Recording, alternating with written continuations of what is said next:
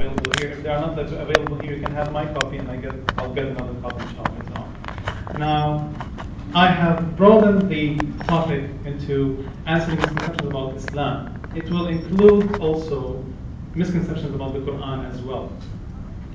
So the opening verse is from the Quran, chapter 9, verse 32. They want to extinguish Allah's light with their mouths, but Allah will not allow except that His light should be perfected, even though the unbelievers may detest it. So this, of course, is dealing with the misconceptions and the false allegations and accusations against Islam, that no matter how hard they try to represent a distorted image of Islam, the truth will prevail at the end of the day, and people will know what the truth really is. But the people of the truth, meaning the Muslims, should be, working on, clarifying the image or the wrong image that has been presented by those people who are bashing or attacking Islam. Welcome to Islam, the world's most misunderstood religion, as we all know. Why is Islam misunderstood? This is a very important question. We don't want to blame only one side. We have to be objective enough to blame many factors or many sides. First of all, we have false information through the world media. Everyone knows that. But we don't want to blame this alone.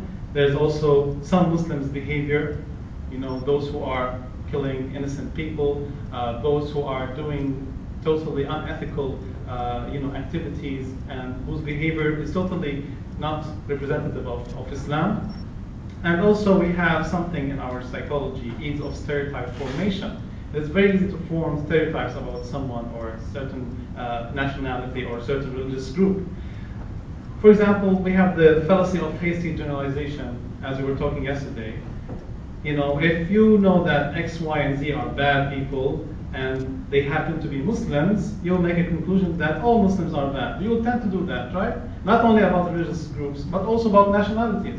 Hey, I met that British guy yesterday. He's a really bad people. Those people from Britain, they're really bad. But you only met one person out of millions of people who come from Britain.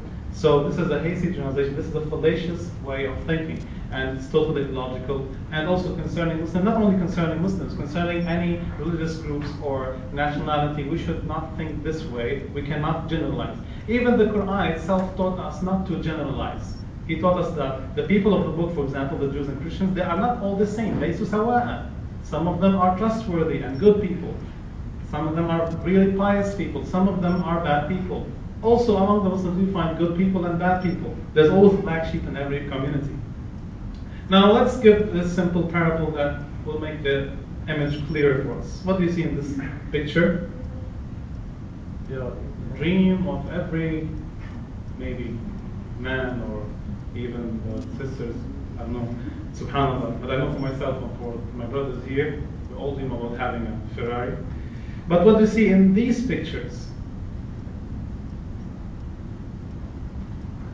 Ferrari in really big trouble, right? Mm-hmm. So who's to blame? Shall we blame the Ferrari, factory? It's a bad. They don't make good cars. They are bad at making cars. Or what? The driver. You were here last so I want some new voices. So it's the driver's fault. The same thing applies to Islam. Islam is perfect as we believe in it, and as we can work on showing through rational evidences, but Muslims are not. Muslims are not perfect.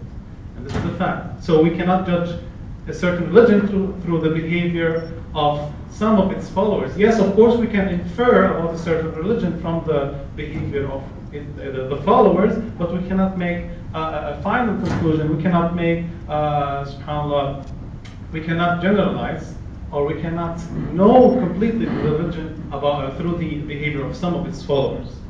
Now we have two types of critiques in general that can be used against Islam or against any religion or even ideology.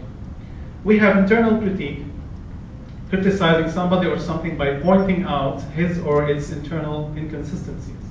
For example, if someone knows from the Quran that it is prohibited to kill innocent people, and then he will say, hey, the Prophet and his companions used to deliberately kill innocent people. So this is, now you're in big trouble. This is an internal, if you want to say, internal critique, meaning that there's something inside the sources of